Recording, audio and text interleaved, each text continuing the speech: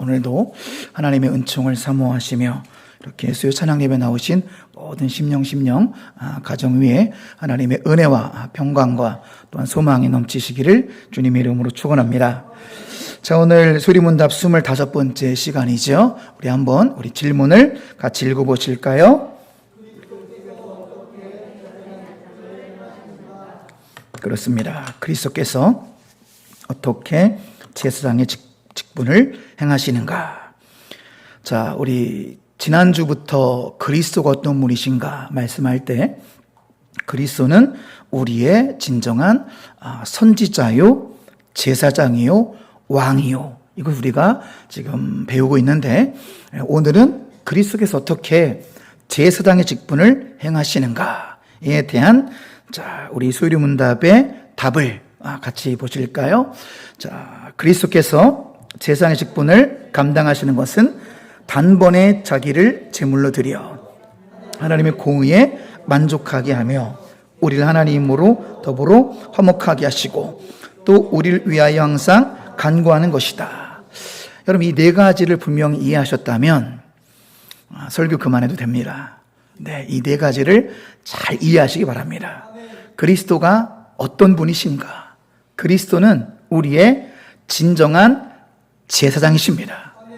그런데 그리스도께서 그 제사장의 직분을 어떻게 감당하셨는가에 대한 답이 25번의 답입니다. 단번에 자기를 제물로 드려. 그리스도께서는 단번의 제사라고 말씀하고 있습니다. 짐승들이 나 대신 죽은 것은 그냥 단회용으로 끝나는 것입니다. 짐승이 나 대신 죽으면 그것으로 한 번 회개로 끝나는 거지만 예수 그리스도의 단번의 제사는 뭐냐면 주님께서 한 번 대신 죽으심으로 영원히 효력이 있다는 것입니다. 이게 짐승과 비교할 수 없는 그리스도의 대속의 은혜라는 거예요. 자, 단번의 제사, 단번의 제사, 한 번 죽으셨지만 효력은 영원히 있다. 믿습니까? 그분은 신이시기 때문에, 그분은 하나님이시기 때문에 우리 대신 죽으신 것이 영원히 효력이 있는 거예요. 이것이 단번에 자기를 제물로 드려 그리함으로 하나님의 공의를 만족시켜 주셨습니다. 그 결과로 우리와 하나님과 화목하게 되었고 지금도 살아계셔서 하나님 보좌 우편에서 우리를 위해서 중보기도를 하고 계십니다. 엄밀한 의미에서의 중보기도는 예수님만이 가능한 것입니다. 우리도 흔히 우리끼리 이야기할 때 중보기도 해드릴게요라고 말을 하지만 좀 차원이 다른 거예요. 우리끼리는 그냥 그 상대방을 위해서 기도해 주는 거지요. 엄밀한 의미에서의 중보는 중재라는 뜻이거든요. 그러니까 진정한 중재자는 예수 그리스도 한 분밖에 없습니다. 지금도 하나님 보좌 우편에서 우리를 위해서 중보 기도하시는 분이 우리 예수님이시다라는 것입니다. 여러분, 제사장이란 누구를 말하죠? 구약에서 예배를 주관하고 집례하는 영적 지도자를 제사장이라고 말하죠. 1년에 한 번 대속주일에는 모든 백성들과 또 성막의 회복을 위해서 간절히 대신 회개의 집례자로서 또 사역을 하는 구약에서의 예배를 주관하는 그 집례한 영적 지도자를 제사장이라고 하는데, 자, 우리의 스승이신 또 로이드 존스 목사님이 자, 이런 그분의 저서를 보면은 진정한 제사장의 그리스도에 대해서 설명을 잘해주고 있습니다. 자, 진정한 제사장이신 그리스도. 자, 같이 읽어볼까요? 제사장은 하나님과 함께하는 우리를 대신하는 분입니다. 이 의미가 중요하거든요. Us with God. 그러니까 하나님과 함께하는 우리 중에서 어떤 대표를 띄어서 우리 중에서 대표성을 띄고 대신 나아가는 분. 이게 제사장의 의미입니다. 자, 선지자랑 다른 점이 있어요. 자, 선지자는 하나님의 말씀을 받아서 백성에게 가는 겁니다. 선지자는 하나님의 말씀 받아서 백성에게 가는 것이 선지자예요. 그런데 제사장은 반대죠. 오히려 인간의 모든 죄와 허물을 가지고 하나님께 나아가는 사람. 이것이 제사장이거든요. 자, 그래서 맨 끝에 세 번째 같이 읽어봅니다. 제사장은 인간을 대신하여 하나님께 나아가는 분. 그분이 우리의 구원자 예수 그리스도라는 사실입니다. 여러분, 이 말씀을 좀 더 쉬운 표현으로 하면은, 자, 진정한 제사장 그리스도는 믿는 자를 하나님께로 끌고 가시는 분입니다. 얼마나 감사합니까? 우리의 삶의 모습은 왼쪽 그림과 같지 않습니까? 저 모습은 나의 모습이며 우리의 모습이며 이스라엘 백성들의 모습이었어요. 하나님께서 은혜 주시면 쭉 이어가면 얼마나 좋겠습니까마는 또 넘어지고, 하나님께 징계하시면 또 살려달라고 하나님께 또 도와달라고 하고, 하나님이 또 다시금 회복시켜 주시면 일정 기간 은혜를 누리다가 또 죄를 짓고 또 일어나는 이스라엘 백성들의 모습이 우리의 모습은 아닌가. 그럼에도 불구하고 우리가 구원받았다라고 말할 수 있는 이유는 뭐냐면 예수님이 우리를 끌고 가시기 때문입니다. 중요한 표현이에요. 끌고 가시다. 누가 우리를 끌고 갑니까? 우리 주 예수 그리스도. 이것이 바로 제사장의 직분이라는 거예요. 진정한 제사장의 직분은 백성을 하나님께로 끌고 가는 직분이 제사장인데, 인간 제사장은 한계가 있잖아요.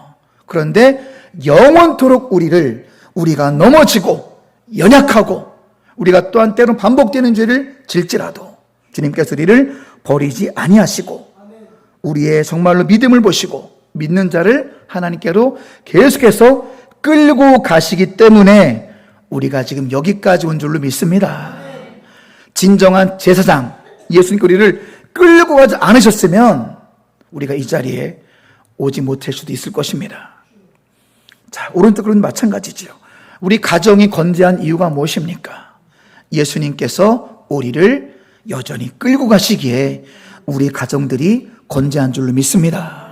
나의 나된 것이 하나님의 은혜라는 것입니다.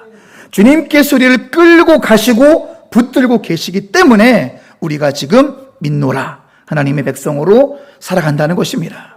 자, 말씀으로 확인해 보실까요? 고린도전서 15장 10절 같이 읽습니다. 그러나 내가 나된 것은 하나님의 은혜로 된 것이니 내게 주신 그의 은혜가 헛되지 아니하며 내가 모든 사도보다 더 많이 수고했으나 내가 한 것이 아니요 오직 나와 함께 하신 하나님의 은혜로다. 아멘. 내가 한 것이 아니라 누구의 은혜랍니까? 하나님의 은혜라는 거지요. 내가 나된 것이 하나님의 은혜라는 것입니다. 하나님의 은혜의 손길, 더 정확히 말씀드리면 주 예수 그리스도께서 진정한 제사장이 되어주셔서 나를 계속해서 끌고 가시기 때문에 우리가 신자로 서 있음을 믿으시기 바랍니다. 이것이 예수님이 진정한 제사장이라는 의미라는 거예요. 계속해서 말씀으로 확인해 볼까요? 우리 오늘 본문 다시 한번 읽습니다. 히브리서 9장 14절 하물며 영원하신 성령으로 말미암아 흠없는 자기를 하나님께 드린 그리스도의 피가 어찌 너의 양심을 죽은 행실에서 깨끗하게 하고 살아계신 하나님을 섬기하지 못하겠느냐. 질문에 대한 답입니다. 예수님께서 제사장의 직분을 어떻게 감당하셨다고요? 자기를 제물로 드림으로 제사장 직분을 감당하셨습니다. 28절도 읽어보실까요? 이와 같이 그리스도도 많은 사람의 죄를 담당하시려고 단번에 들이신 바 되셨고 구원에 이르게 하기 위하여 죄와 상관없이 자기를 바라는 자들에게 두 번째 나타내시리라. 단번에 들이신, 또 반복되죠. 단번에 들이신 바 되셨고 영단번 한 번 들이셨지만 영원히 죄사함의 효력이 있으므로 제사장의 직분을 감당하고 계신다라는 것입니다. 뿐만 아니라 끝까지 자기를 바라는 자들, 세상의 유혹과 시험에 때로 흔들릴지라도 끝까지 믿음을 지킨 자기를 바라는 자들에게 두 번째 나타내시리라. 재림의 은총으로 영원한 하나님의 나라로 인도하신다는 것입니다. 자기를 제물로 드림으로. 또 로마 3장 26절 있습니다. 곧 이때에 자기의 의로우심을 나타내사 자기도 의로우시며 또한 예수 믿는 자를 의롭다 하려 하심이라. 위에 소제목을 보세요. 예수님께서 어떻게 제사장의 직분을 감당하셨습니까? 하나님의 공의를 만족시킴으로. 우리의 의가 아닙니다. 우리의 힘이 아닙니다. 예수 믿는 자를 의롭다 하시기 때문에 우리가 구원받는 줄로 믿습니다. 예수 믿는 자를요, 의인이라고 불러주시는 거예요. 그래서 하나님의 공의를 만족시키시는 거지요. 로마 10장 4절 말씀, 똑같은 말씀이 있습니다. 그리스도는 모든 믿는 자에게 의의를 이루기 위하여 율법의 마침이 되시니라. 그렇습니다. 예수님께서 하나님의 공의를 만족시키는 대제사장의 사명을 감당하셨기 때문에 우리가 하나님의 자녀가 되었다라는 사실입니다. 그 공의, 칭의를 이루셨고요. 율법의 마침이 되었다는 것은 율법을 완성하셨습니다. 우리가 613가지 율법을 도저히 우리는 만족할 수 없습니다. 예수 그리스도께서 율법을 완성하셨기 때문에 우리가 신자, 성도라고 서 있다는 것입니다. 자, 우리 그림으로 보시면 바로 이런 그림이지요. 예수님께서 의의 옷을 입혀주시는 것입니다. 예수님께서 덮어주시는 거예요. 그러나 예수님은 우리의 죄의 옷을 우리 대신 입으시고 십자가에 달리심으로 공의를 이루신 것입니다. 믿습니까?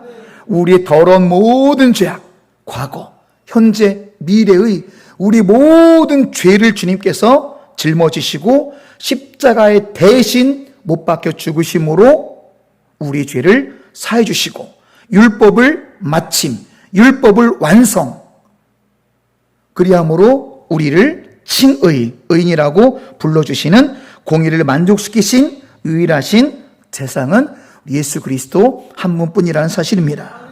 뿐만 아니라 히브리서 2장 17절 읽어보시면 예수님은 우리를 하나님과 화목하게 하셨습니다. 같이 말씀 읽어보실까요? 그러므로 그가 범사의 형제들과 같이 되심이 마땅하도다. 이는 하나님의 일에 자비하고 신실한 대상이 되어 백성의 죄를 속량하려 하심이라. 그렇습니다. 지금 우리가 새벽 예배 때 출애굽기 말씀을 하면서 20살 이상 되는 모든 성인에는 속전, 생명의 속전을 드려야 된다.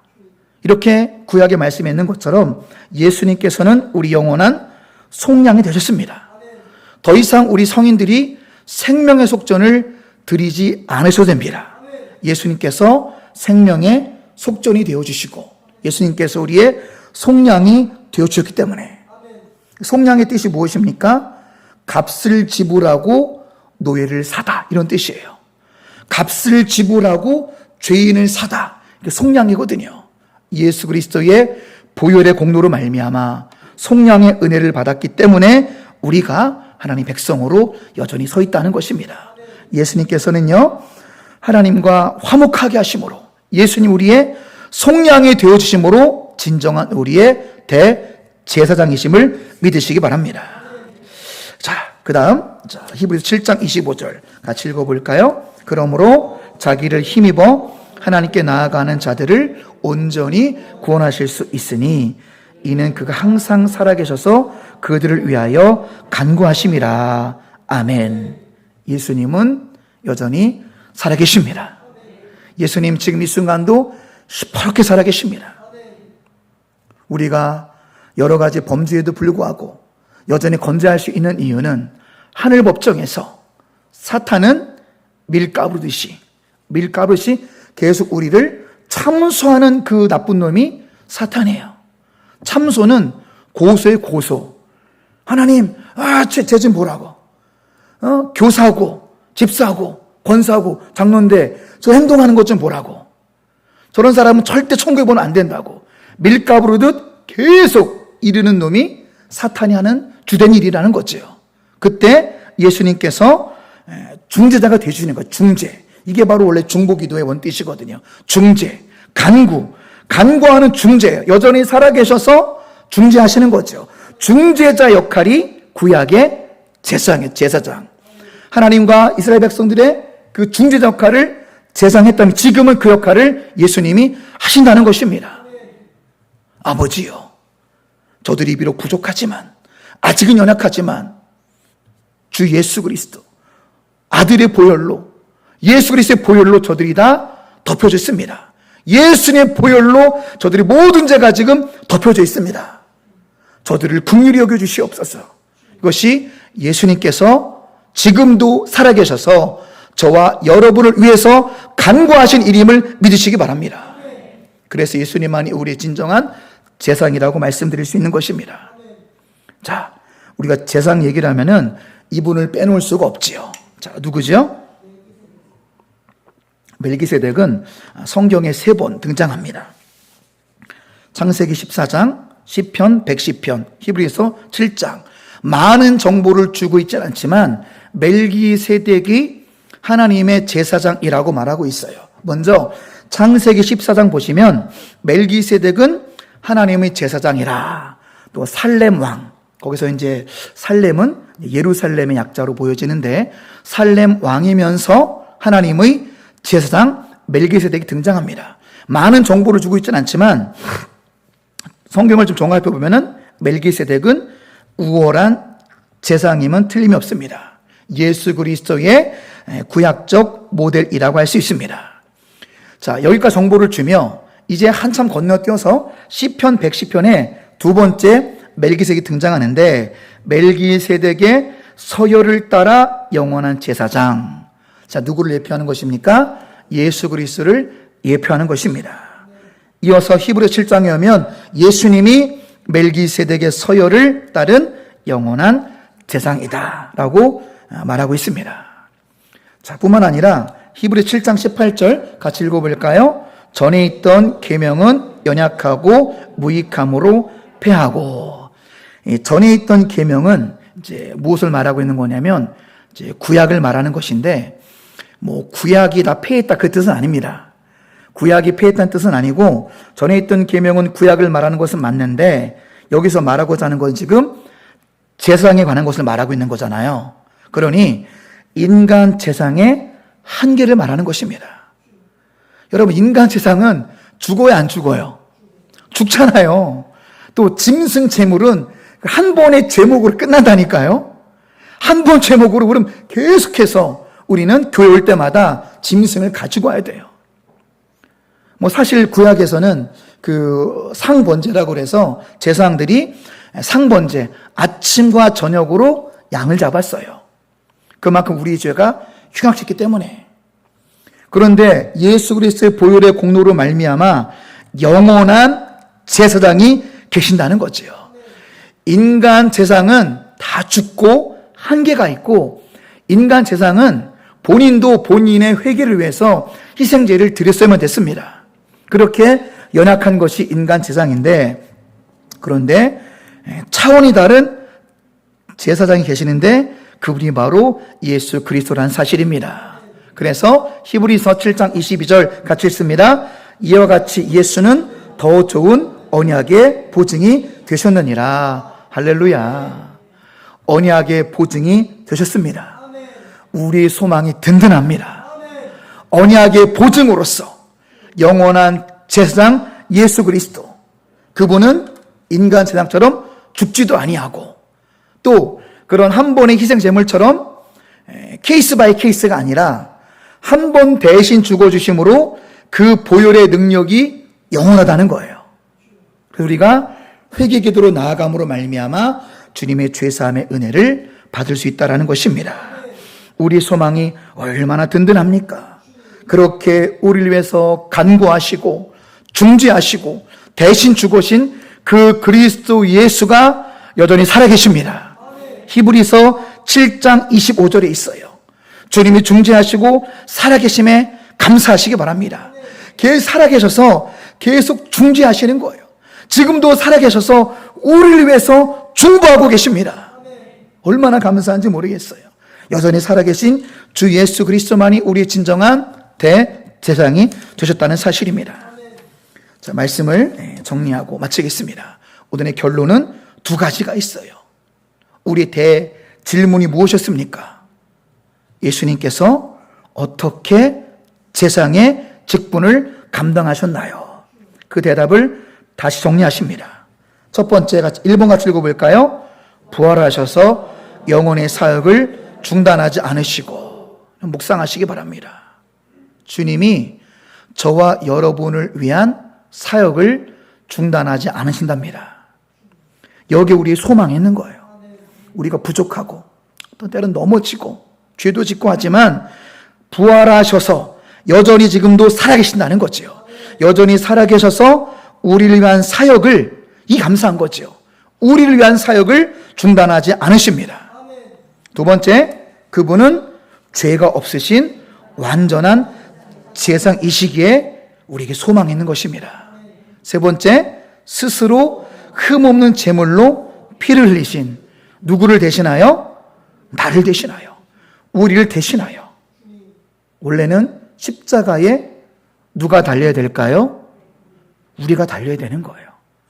우리 죄를 한번 세보면 하루에 한 번만 죄를 짓다고 해도 365번 곱하기 우리 나이를 곱해보시면 우린 수천 가지의 죄인일 수가 있다는 것입니다. 그래서 사실은 십자가에는 내가 달려야 되는 거예요. 그런데 나 대신 달리심으로 우리를 구원하셨습니다. 놀라우신 주님의 은혜입니다. 그래서 예수 그리스도를 어떻게 부른다고요? 우리의 진정한 제사장 예수 그리스도 안에서 여러분 소망 가운데 살아가시기를, 모든 죄책감은 다 벗어 던지시고요, 참된 소망 속에 살아가는 우리 모두가 되실 축복합니다. 두 번째 결론으로 오늘 말씀을 맺습니다. 첫 번째 문장만 같이 읽어볼까요? 구원은 우리의 변하기 쉬운 감정이나 흔들리는 경험에 의존하지 않습니다. 그렇습니다. 아마 우리의 공로로 구원을 받았다고 하면은 이런 결과가 생기는 거예요. 어떤 권사님이 40년 동안 예수님을 잘 믿어왔고 충성도 잘했습니다. 그런데 65세가 된 어느 날 해가 다 돌아가지고 바람을 펴버렸어요. 넘지만을 선을 넘었어요. 그럼 그날 밤에 그 권사님 마음은 어떻게 마음을 먹을까요? 야, 천국 가긴 다 글렀다. 구원받긴 다 글렀다. 그렇게 생각하지 않겠어요?